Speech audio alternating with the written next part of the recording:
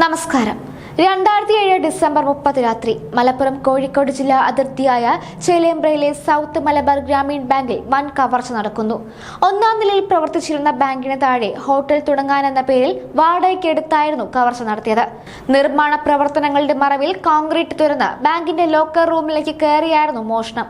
Super hit Bollywood cinema ധൂമിനെ അനുസ്മരിപ്പിച്ച കവർച്ച പിന്നീട് ഇന്ത്യയിലെ ഏറ്റവും വലിയ ബാങ്ക് കവർച്ചയായി അടയാളപ്പെടുത്തപ്പെട്ടു. 8 കോടി രൂപയും 80 കിലോ സ്വർണവുമായിരുന്നു അന്ന് നഷ്ടപ്പെട്ടത്.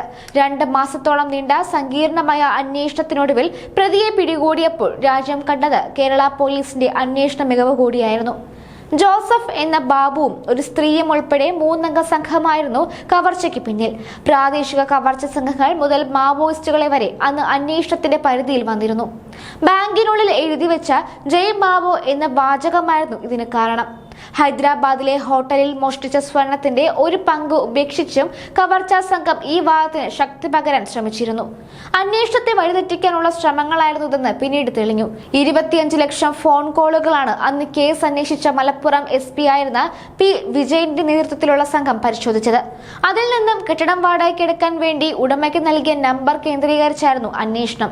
എന്നാൽ ഉടമയെ വിളിക്കാൻ വേണ്ടി മാത്രമായിരുന്നു ഈ നമ്പർ ഉപയോഗിച്ചത്. ഇയാളുടെ പക്കൽ മറ്റൊരു ഫോൺ ഉണ്ടായിരുന്നു എന്ന ഉടമയുടെ മൊഴിയാണ് ഫോൺ കോളുകൾ പരിശോധിക്കാൻ വഴി തുറന്നത്.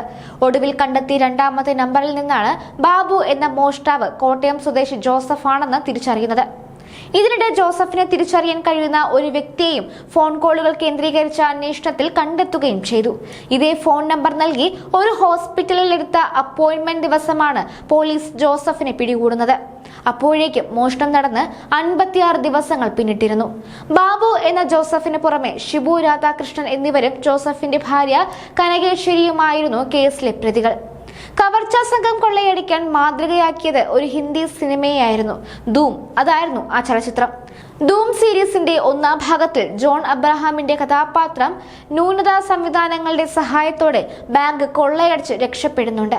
ബാങ്കിനെ കുറിച്ച് മനസ്സിലാക്കി ജോൺ അബ്രഹാം സംഘവും വ്യക്തമായ പദ്ധതികളോടെ ബാങ്കിന്റെ മുകൾ നിരയിലെ ഹോട്ടലിൽ ജോലിക്കാരായി പ്രവേശിക്കുന്നു. ഹോട്ടലിൽ പുതുവത്സരാഘോഷങ്ങൾ നടക്കുന്നതിനിടെയാണ് ഇവർ കവർച്ച നടത്തുന്നത്. ഹോട്ടലിന്റെ തറയായ ബാങ്കിന്റെ മേൽക്കൂര തുറന്ന് താഴെ ഇറക്കിയിറങ്ങിയാണ് സിനിമയിൽ പണം കവരുന്നത്. പ്രധാന പ്രതിയായ ജോസഫ് സംഘവും കവർച്ചയ്ക്കായി ബാങ്ക് നിന്നിരുന്ന കെട്ടിടത്തിന്റെ താഴത്തെ നില ഹോട്ടൽ നടത്താനെന്ന വ്യാജേന വാടകയ്ക്കെടുത്തു.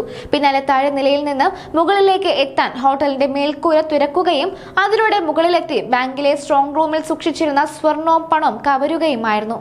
കേസിൽ ആദ്യ 3 പ്രതികൾക്ക് 10 വർഷം കഠിന തടവും കനകേശ്വരി 5 വർഷം തടവുമായിരുന്നു കോടതി വിധിച്ചത്. നഷ്ടപ്പെട്ട സ്വർണത്തിന്റെയും മഠത്തിന്റെയും 80% കണ്ടെത്താനും പോലീസിന് കഴിഞ്ഞു. ദേശീയ തലത്തിൽ ചർച്ച ചെയ്യപ്പെട്ട ചേലേമ്പ്ര ബാങ്ക് കവർച്ച പിന്നീട് പല സിനിമകൾക്കും പുസ്തകങ്ങൾക്കും വിഷയമായി മാറി. ഇന്ത്യയിലെ ഏറ്റവും ദൈർഘ്യമേറിയ ക്രൈം ഷോയായ ക്രൈം പെട്രോളിന്റെ നിർമ്മാതാവും എഴുത്തുകാരനുമായ അനിർബൻ ഭട്ടാചാര്യ എഴുതിയ പുസ്തകത്തിൽ ഇന്ത്യയിലെ മണി ഹേസ്റ്റ് എന്നാണ് ചേലേമ്പ്ര ബാങ്ക് കവർച്ചയെ വിശേഷിപ്പിച്ചത്.